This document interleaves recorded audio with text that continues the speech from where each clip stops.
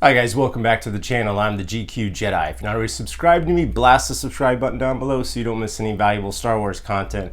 Guys, today I am back with an exciting wild find. That's right, I went out into the wild to secure some Kenner Star Wars action figures, one of my favorite things to do. So without further ado, let's check out that wild find. What's going on, you guys? I'm on the road. There is a lot of Star Wars figures that I found. It's not local, so I gotta get in the car and drive a bit. But yeah, some good stuff. Hopefully there'll be some solid, you know, as I say, meat on the bone. Some Kenner meat on the bone. So we shall see. Stay tuned, guys.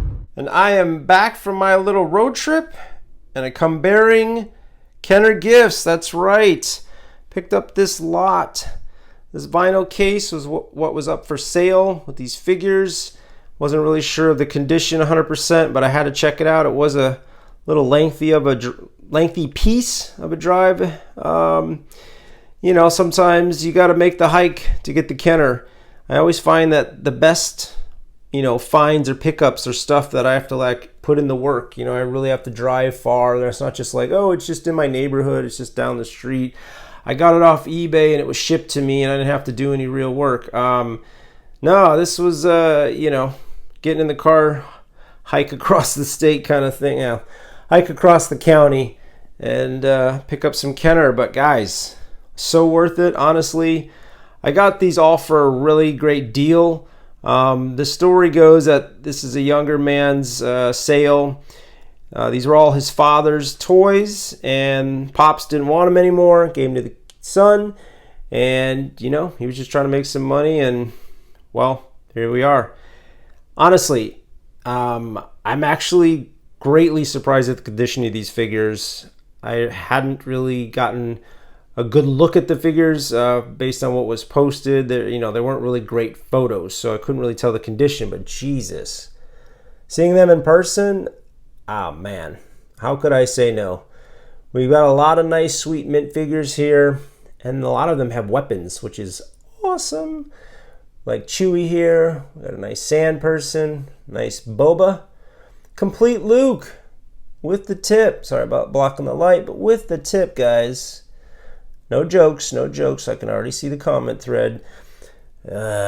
Keep your mind out of the gutter, boys. Death Star droid, nice and shiny, no real paint loss. Awesome. Nice X-Wing Luke. We got a beautiful Snaggletooth. Nice Greedo, shiny C-3PO, and a complete Ben. Also has the end of his saber, which is awesome. And we have a Hoth Rebel Trooper, complete, and a Jawa with his blaster. So as you guys can see, this whole tray, these guys are like basically mint, with the exception of maybe this Tusken Raider, this Sand Person. His tubes are a little missing some paint, I'd say. Maybe factory was, you know, just didn't quite hit it properly, but that cape is just the uniformed shape of that cape tells me it really wasn't monkeyed with. That little bend right there, that could just have been the way it was laid down when they put it in the case. But other than that, this figure really hasn't been messed with, nor has the Fett, nor has any of these figures. I'm telling you guys, the limbs are like uncracked on a lot of these figures.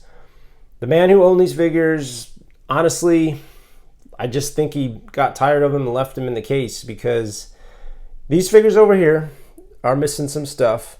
IG-8's missing a Stormy blaster. Yoda's missing his cane. Snowy's missing a cape, skirt, whatever you want to call it. Vader doesn't have any of his gear, and the droid stickers are kind of mangled. With the exception of these guys, these figures are like all mint, and even all of these ones are all mint. They don't have weapons, but they're all mint. It's unreal. Nice Ponda Baba with the, that's the pink tusks. And the Leias, that was a score for me. I do love finding nice Leias. Ironically, these capes were mismatched. The guy put the pink one on the Princess Leia and put the white cape on the Bespin Leia. I'm not quite sure. And when I took them off, the limbs literally did not. I had to like crack them. They were that tight. I could not believe it. So it's like these figures were not played with. And it's even more so evident when I look at this case. This case is pretty much mint. It's kind of dusty. I have to wipe it off. But inside, there's no cracks in the blue, you know. Well, here, I'll show you. There's literally, absolutely, look at this. Look at this. There's typically a crack in this vinyl right here on both sides, on almost every vinyl case I ever come in contact with, and there is no crack. The color's perfectly blue, like just a gorgeous vinyl case, guys. Like, so that kind of was the tip off for me that these figures hadn't really been jacked with, that like potentially some weapons went missing, but overall, this guy just didn't play with this stuff. It just sat in this case. So after all of that, talking to the kid about these figures, up pops the Imperial Attack base. Incomplete.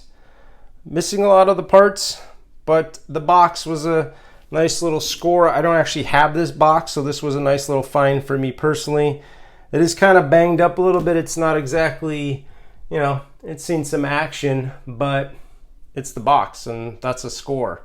This is just extra ancillary, you know, who knows what I'll do with that. Maybe I'll customize this into a Jawa base, a little spray paint this all up with some brown, you know, paint and make it like a Jawa Tatooine setup. I've seen guys do that and customize the Imperial Attack base. I've seen that a few times actually. But guys, these figures, honestly, super freaking jazzed. Like I said, like little ding there, but other than that, good Lord. Good Lord. Luke, complete.